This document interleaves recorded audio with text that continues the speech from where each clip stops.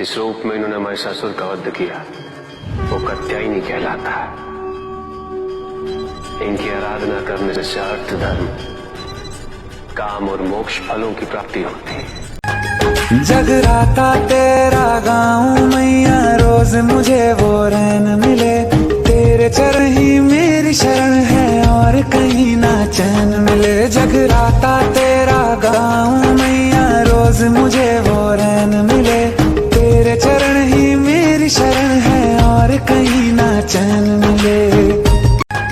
जगराता तेरा गाऊं मैया, रोज मुझे वो रैन मिले।